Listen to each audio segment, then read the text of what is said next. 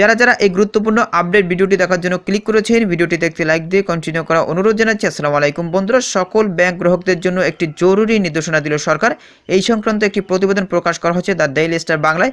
আজকের এই ভিডিওটির মাধ্যমে এই প্রতিবেদনটি বিস্তারিত দেখে নেওয়ার চেষ্টা করবো। তাহলে চলুন মূল ভিডিওটি শুরু করা যাক। বন্ধুরা, মূল ভিডিওটি শুরু করার আগে বরাবরের মতো ছোট্ট একটি রিকোয়েস্ট থাকবে, আপনি যদি আমাদের এই পরিবারের নতুন দর্শক হয়ে থাকেন, এরকম নতুন নতুন গুরুত্বপূর্ণ আপডেট ভিডিও সবার আগে পেতে আমাদের এই চ্যানেলটি সাবস্ক্রাইব করে পাশে থাকা বেল আইকনটি অন করে রাখুন পরবর্তী ভিডিও নোটিফিকেশন পেতে। আর যারা সাবস্ক্রাইব করেছেন তাদেরকে অসংখ্য অসংখ্য ধন্যবাদ। তো প্রিয় বন্ধুরা, দেখতে পাচ্ছেন আমি দ্য ডেইলি স্টার বাংলা রয়েছি। এখানে কিন্তু এই গুরুত্বপূর্ণ প্রতিবেদনটি প্রকাশ করা হয়েছে। প্রতিবেদনে বলা হয়েছে, খরসা ইসলামী ব্যাংক কোম্পানি আইন 2024 অনুসারে একটি ব্যাংক প্রচলিত ব্যাংকিং এর পাশাপাশি ইসলামী ব্যাংকিং চালিয়ে যেতে পারবে না, কেননা কেন্দ্রীয় ব্যাংক চাই প্রচলিত ও শরিয়া ভিত্তিক ব্যাংকগুলোর জন্য সমান ক্ষেত্র তৈরি হোক। গত জুন পর্যন্ত 30 প্রচলিত ব্যাংক তাদের 33 শাখা ও 688 উজ্জ্বল মাধ্যমে ইসলামী ব্যাংকিং সেবা দিয়ে এসেছে।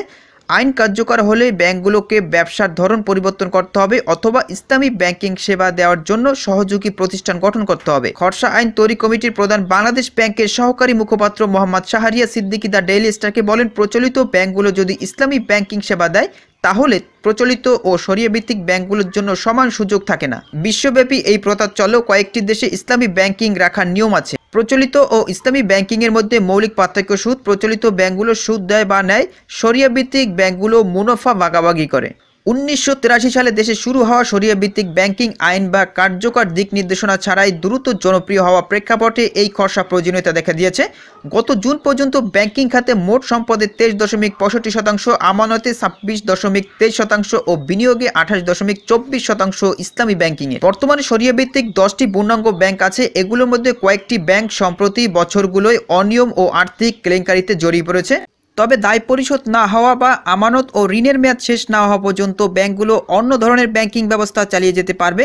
এই আইনে নিবন্ধিত হওয়া ইসলামী ব্যাংকের নামে ইসলাম শব্দটি ব্যবহার করতে হবে।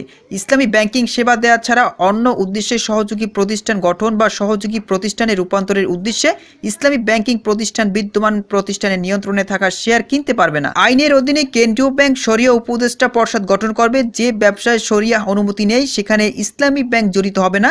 মিউচুয়াল ট্রাস্ট ব্যাংকের ব্যবস্থাপনা পরিচালক ও অ্যাসোসিয়েশন অফ ব্যাংকার্স বাংলাদেশের এবিবির সাবেক চেয়ারম্যান সৈয়দ মাহবুবুর রহমান ডেইলি স্টারকে বলেন, আমরা আইনটিকে স্বাগত জানাই, এটি দরকার। তবে প্রচলিত ব্যাংকগুলো ইসলামী ব্যাংকিংয়ের উপর নিষেধাজ্ঞা দেওয়ার এটা সঠিক সময় না। 2-3টি ব্যাংক ছাড়া শরিয়া ভিত্তিক ব্যাংকগুলো আর্থিক অবস্থা ভালো নয়। তিনি আরও বলেন, এই অবস্থায় বিধিনিষেধ দেওয়া হলে প্রচলিত ব্যাংকের গ্রাহকরা উপযুক্ত বিকল্প পাবে না, তারা ক্ষতিগ্রস্ত হবে। এখন ইসলামী ব্যাংকিং শাখা ও উজ্জ্বল পূর্ণাঙ্গ ইসলামী ব্যাংকগুলোর চেয়ে ভালো করেছে বলে মনে করেন তিনি। তার ভাষ্য, স্ট্যান্ডার্ড চার্টারদের মতো বিদেশি ব্যাংক ও প্রচলিত ইসলামী ব্যাংকিং দুটোই চালু রেখেছে। যদি আলাদাভাবে হিসাব রাখা যায় তাহলে ইসলামী ব্যাংকিংয়ের সমস্যা নেই। সৈয়দ মাহবুবুর রহমান বলেন, বাধা দেওয়ার চেয়ে নির্দেশিকা ও তদারকি গুরুত্বপূর্ণ। ঢাকা বিশ্ববিদ্যালয়ের ব্যাংকিং অ্যান্ড ইন্স্যুরেন্স বিভাগের অধ্যাপক ও সাবেক চেয়ারম্যান মোহাম্মদ মঈনুদ্দিন ডেইলি স্টারকে বলেন, দেশে প্রচলিত ব্যাংকগুলো যখন দেখলো বেশি মুনাফা ও গ্রাহক পাওয়ার সম্ভাবনা আছে তখন তারা ইসলামী ব্যাংকিং শাখা ও উজ্জ্বল খুলে। তিনি আরও বলেন, এসব ধারাসহ আইন পাশ হলে ব্যাংকগুলো বিশেষ দিকে মনোযোগ দিবে, তাদের বিনিয়োগও বাড়বে। প্রাথমিকভাবে তা ইতিবাচক। তার মতে দীর্ঘ সময় বাধা দেওয়া উচিত নয়। যখন বাধা থাকবে না তখন সেবার মান ও প্রতিযোগিতা বাড়বে। প্রতিযোগিতা না থাকলে সেবার মান খারাপ হওয়ার আশঙ্কা থাকে। অর্থনীতির আকার বিবেচনায় দেশে অনেক ব্যাংক থাকায় কয়েকটি ব্যাংক একীভূতকরণ ও অধিগ্রহণ ও অবসায়ন প্রক্রিয়া আওতায় আসতে পারে বলে মনে করেন তিনি। প্রিয় বন্ধুরা, এই ছিল মূলত আজকের আপডেট ভিডিও। এই বিষয়ে যদি আপনাদের কোনো ব্যক্তিগত মতামত থেকে থাকে তাহলে অবশ্যই কমেন্ট করে জানাবেন। পরবর্তীতে নতুন কোনো ভিডিও নিয়ে আপনাদের মাঝে হাজির হবো। সবাই ভালো থাকবেন, সুস্থ থাকবেন। আল্লাহ হাফেজ।